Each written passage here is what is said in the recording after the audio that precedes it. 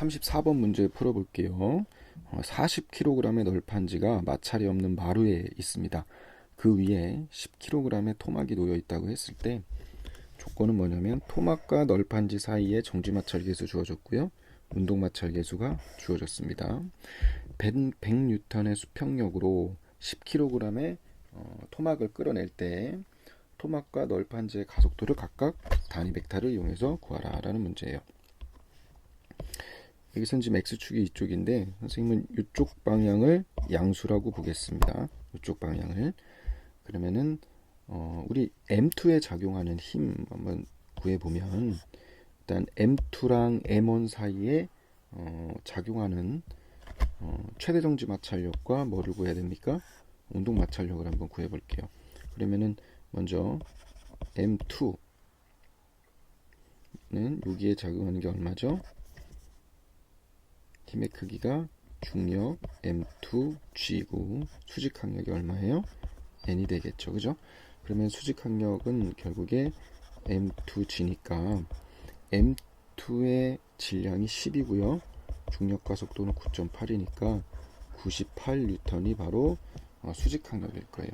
따라서 뭐를 구해야 되죠? 최대 정지 마찰력 Fx max는 0.6 곱하기 98이 되겠죠. 그리고 운동 마찰력은 0.4 곱하기 98. 얘를 한번 구해 보겠습니다.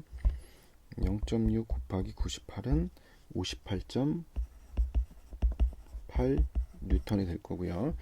0.4겠죠. 0.4 곱하기 98은 39.2 뉴턴이 작용할 거예요. 그런데 빨간색으로 표시하면 지금 M2에 작용하는 힘 F의 크기가 지금 얼마입니까? 100N이라고 했어요. 그러면은 첫 번째 조건에 의하면 분명히 F는 뭐보다 크거나 뭐보다는 확실히 크죠? 최대 정지 마찰력보다 크다는 거야. 따라서 운동 마찰력이 작용하겠죠.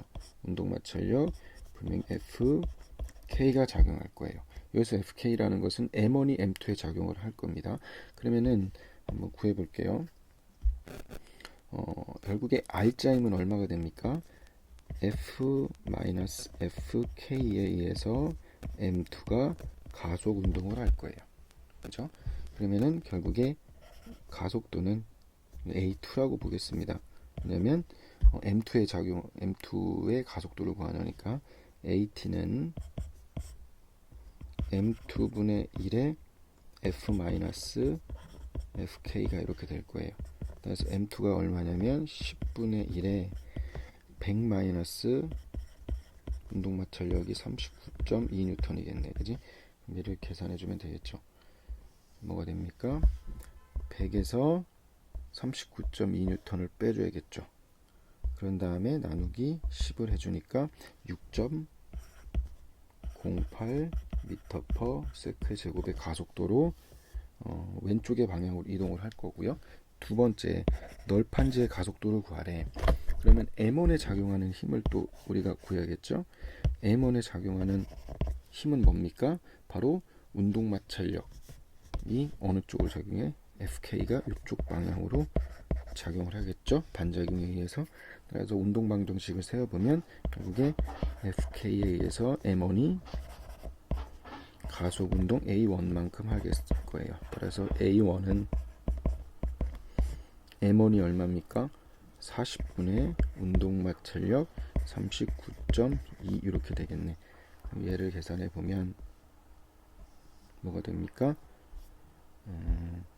39.2 나누기 40을 해보면 0.98 미터 퍼 세컨드 제곱의 가속도로 뭐한다? 운동한다. 이렇게 결정이 되겠죠. 이상으로 풀이 마치겠습니다. 35번 문제 풀어볼게요. 그림에서 두 토막이 16, 88kg인데 서로 붙어있지 않다고 했습니다. 두 토막 사이에 정지마찰 계수가 주어졌고요. 큰 토막과 바닥 사이에는 마찰이 없다는 가정이 있어요.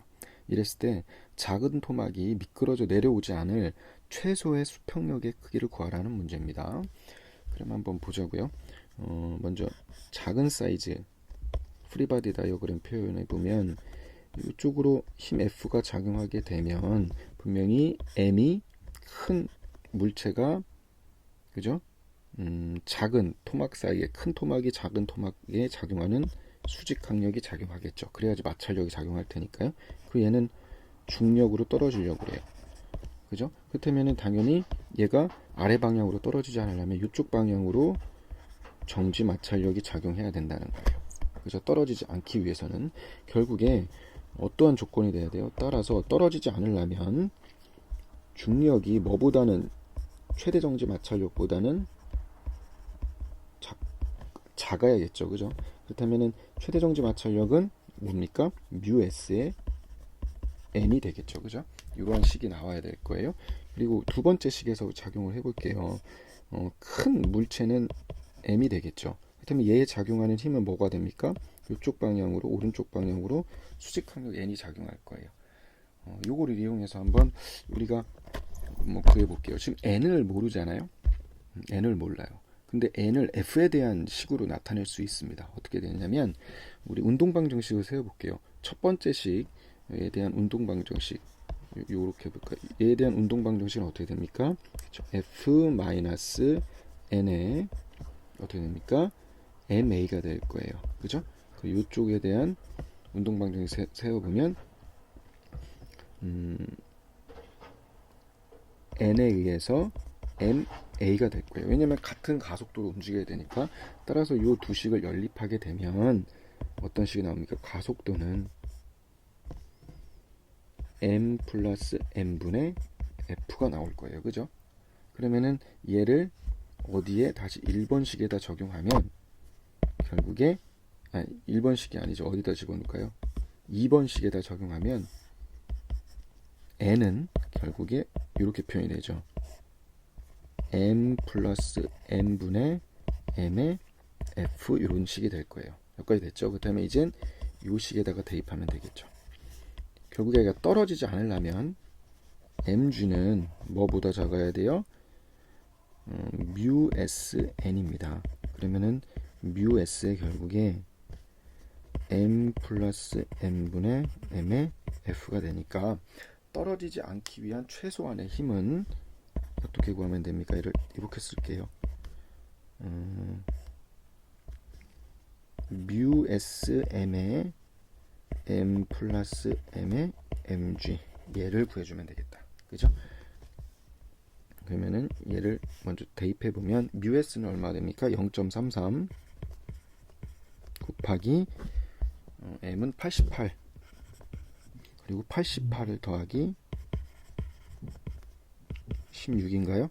그죠? 곱하기 mg니까 16 곱하기 9.8 얘를 계산해 주면 되겠다. 그죠? 그럼 한번 해봅시다. 필요 없는 건 다 지우고요. 88도에다가 16을 더해주니까 104가 됐네요. 104 곱하기 16 곱하기 9.8 이게 분자예요. 얘를 뭐로 나눠야 됩니까?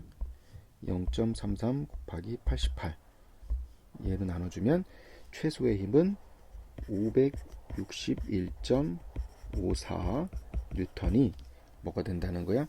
최소의 힘의 크기가 되겠죠. 이상으로 풀이 마치도록 하겠습니다. 36번을 풀어보도록 해볼게요. 지름이 4.0mm인 물방울이 20km의 높이에서 10km/h의 속력으로 떨어지고 있더라 라는 문제예요. 그죠? 그리고 두 번째 조건이 뭐냐면 지름이 이번에는 좀 더 크네요. 6mm인 다른 물방울이 이 높이, 즉 20km 높이에서 25%인 곳에서 이 속력의 25%로 떨어지고 있다는 겁니다. 그랬을 때 이제 각각의 이제 밀도는 다르네요. 당연히 높은 곳에서의 밀도가 더 낮겠죠. 낮은 곳보다는 이렇게 된다. 그리고 항력계수에 대한 두 물방울에 대해서는 같다고 가정을 했네요. 그랬을 때 높은 곳에서의 물방울에 작용하는 항력과 낮은 곳의 물방울에 작용하는 항력에 대한 비율을 구하여라. 우리가 이제 항력은 어떻게 구하죠? 항력은 그렇죠. 2분의 1의 항력계수 C에 여기서 공기의 밀도죠. 로우 그리고 물방울의 단면적 여기서는 이제는 물방울이 정확히 구의 형태라고 보겠습니다. 얘의 속도의 제곱 이렇게 되겠죠. 그렇다면 한번 보자고. 먼저 높은 곳 20km일 때 첫 번째 20km일 때를 H라고 한번 볼게요. 이때의 항력을 계산해 보면 얘는 2분의 1에 항력계수 같다고 했으니까 C고요. 높은 곳이 20km일 때의 밀도는 0.20일 거예요. 그죠? 밀도가. 그리고 단면적은 어떻게 되죠? 파이 R의 제곱이니까 지름이 4mm니까 반지름은 2mm일 거예요. 따라서 파이 R의 제곱이니까 파이의 반지름이 2.0 10의 마이너스 3승이죠.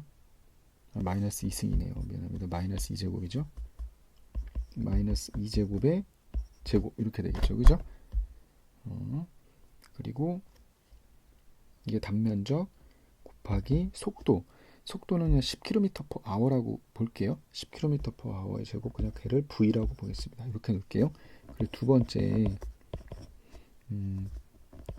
여기서 H 우리가 볼게요. 20km의 25% 20km의 25%니까 몇 킬로미터가 되죠? 그렇죠. 5km가 되죠. 왜냐면 20에다가 0.25 곱하면 5km 나오니까 그 5km를 소문자 H라고 볼게요. 그때의 항력을 계산해 보면 2분의 1 곱하기 C에 곱하기 밀도는 0.70 이렇게 되겠다. 곱하기 파이 R의 제곱이니까 지름이 지금 6.0이라고 했으니까 얼마가 되죠? 3.0 곱하기 10의 마이너스 2제곱의 제곱 곱하기 속도는 10km/h의 25%라고 했으니까 0.25 곱하기 V의 전체 제곱 이렇게 되겠다. 따라서 우리가 구하고자 하는 거는 뭡니까? 비율을 구하면 되겠죠. DH분의 DH 이거를 구해보면 약분할 거 약분해보면 얘 약분하고 파이 없어지겠다. 그죠? 그리고 밀리미터 없어지고요. 그리고 속도 없어지겠네. 그래서 얘를 정리하면 뭐가 됩니까? 0.70, 0.20 그리고 또 뭐가 남죠? 3의 제곱인가요? 3의 제곱 2의 제곱이 남고요. 분모에는 0.25의 제곱 이게 남겠다. 그죠? 그러면 얘를 계산해 볼게요. 분자는 뭐가 되죠? 2 곱하기 4 그죠? 나누기 가로 열겠습니다. 7 곱하기 9 곱하기 0.25의 제곱 이렇게 하면 되겠다. 그죠? 그러면 비율이 2.03 이렇게 되겠네. 그죠? 그러니까 항력이 어떻게 됩니까? 높은 곳에서의 항력이 더 세게 다는 거야. 그죠? 낮은 곳보다 대략적으로 2배의 항력이 작용한다고 보면 되겠습니다. 이상으로 36번 풀이 마칠게요.